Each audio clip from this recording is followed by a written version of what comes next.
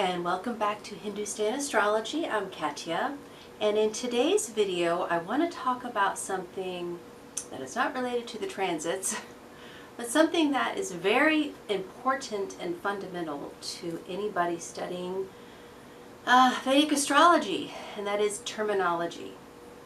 This is a huge hurdle that a lot of Western astrologers make when they cross over into Vedic Astrology. Now, I'm not going to really talk about, why I transferred over. It's all on my website. You can find out. But basically, I wanted to dig in deeper. And so I really resisted getting into Vedic Astrology for about 20 years. And finally, I had to just bite the bullet and tackle the first hurdle. And what is that? It's the words. It's the Sanskrit and the Hindi words that are used to talk about concepts that, are pretty much a part of Vedic astrology. So not only do you have to learn new terminology, but you have to learn new concepts. So let's just take a look. I thought it would be a good idea just to present some words so that when you're watching my videos or you're watching somebody else's videos, you know what it means and you don't have to look it up every time. And so these are the ones that I thought were a good place to start. Now, as you know, what we know of as Vedic astrology comes from the Vedas. And the Vedas are actually an oral tradition. But they are the oldest written down version of astrology that's out there. So these are all four Vedas. This translation is by Ralph Griffith. And then the book that is really the seminal masterpiece of Vedic astrology that is the Bible basically for us is the Brihat Parashara Hora Sastra. So this version is Maharishi's, actually, was published by Ranjan Publications. So anyway, these are definitely texts that you must get if you're going to be into Vedic astrology, but don't be overwhelmed by it. And the thing is that the Vedas are an oral tradition. This is folklore. So this is just half of it. You have to actually talk with people from India who carry the traditions, who carry the knowledge and the stories, and the practical application of Vedic astrology. Because that's where it really starts to show itself, show its true form and value, is in how things play out in real life. So those are things that you're going to have to get from somebody who's actually from India. So even though I study with people from all over the world, doesn't matter what background, there is something special that happens when you study with somebody from India. So I highly suggest that you broaden your base of teachers if you are to approach this subject. Basic terms. For the Vedas, we have the Rig Veda, which is the main body of scripture of praise of deities. Then we have the Sama Veda, and this is the root hymns of Indian melodies and chants used for music and dance. We have the Yajur Veda, which is the worship Veda and contains the hymns for worship rituals. And then we have the Atharva Veda, and Atharva was an ancient sage. And this contains the hymns for the procedures of everyday life and medicinal cures. So from there, we have the functional names of the 6 sciences called the Vedangas. And the first is Siksha, which is the science of Sanskrit sounds, and that indicates the nose of the Vedas. There's Kalpa, the science of Vedic rituals, that represents the head. There's Vyakarana, which is the science of Sanskrit grammar, that's the mouth. There's Nirukta, the science of Sanskrit etymology and meaning of words, and that's the ears. There's Chanda, the science of the rules of chanting the Veda, and that represents the feet. And then there's Jyotisha, the science of astrology, the eyes. And because Jyotisha responds to the eyes of the Veda, it helps people to see ahead in time. Jyot means light and Ish means God. So it's literally the light of God, the science of light. So from there we have 6 positional astronomy. This is the actual movements of the celestial bodies. Ganita, the mathematical diagnostics of Gola. Jataka, or natal astrology or Rashi birth chart analysis. That's mainly what I do as practitioner. Prashna, which is horary astrology. This answers the questions the moment it is asked, and it is dependent upon the current transit of the planets and the position of the astrologer. Muhurta, which is electional astrology. This selects the best time to do certain activities. And Namitta, which deals with omens indicating upcoming events. So how does Namitta work? Well, it's like, say I'm giving a reading to somebody and the phone rings right at this very important, poignant part of our discussion, right? That's Namitta. That's how it plays out. Omens. You have to pay attention to the signs around you. Okay, so the main difference between Western and Vedic astrology. This is just some general points, but I think this is a good place to start for you to get a handle of some of the terms if you're interested in studying Vedic astrology. Signs or Rashi signs don't match up due to the Ayanamsha, which is the zodiac calculation method based on the tilt or axis of the planet, which results in the precession of the equinoxes. Western uses the tropical zodiac, which aligns with the seasons and has nothing to do with the stars. Vedic uses the sidereal zodiac or the astronomer's zodiac and uses the actual positions of the stars. The difference between the two is the Ayanamsha, and it can be calculated differently. I use the Lahiri, which is the most common.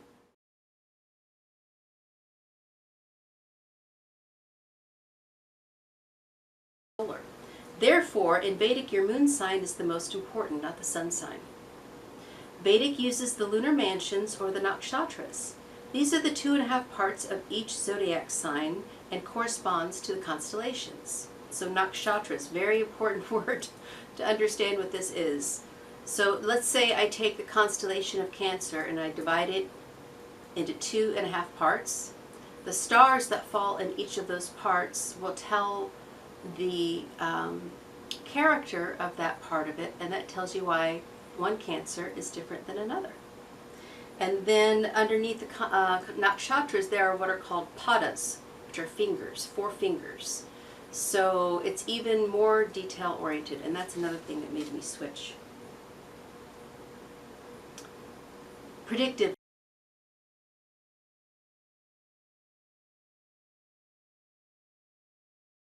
Used by Vedic, but not by Western.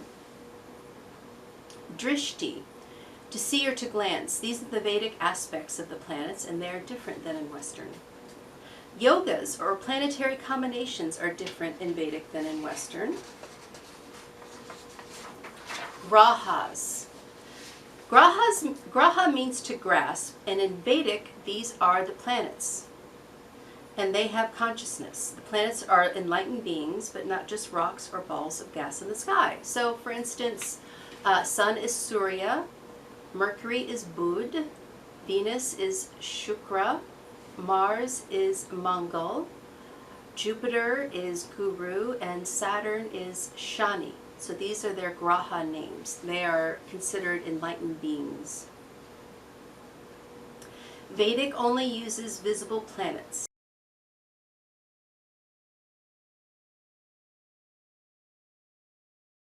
Bolt's project group has done research suggesting that the outer planets may have not been in our solar system during the time that the Vedas were written, if it was past 50,000 years ago, which is what I think.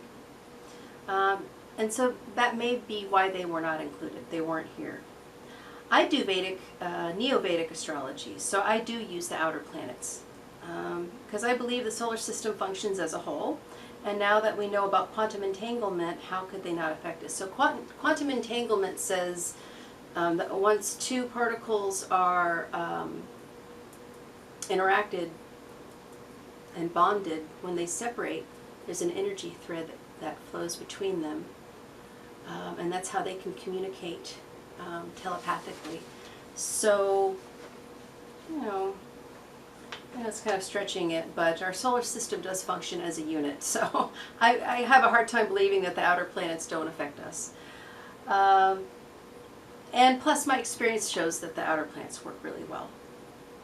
So as above, so below. The nodes of the moon are used differently in Vedic. The north node is called Rahu and the south node is called Ketu.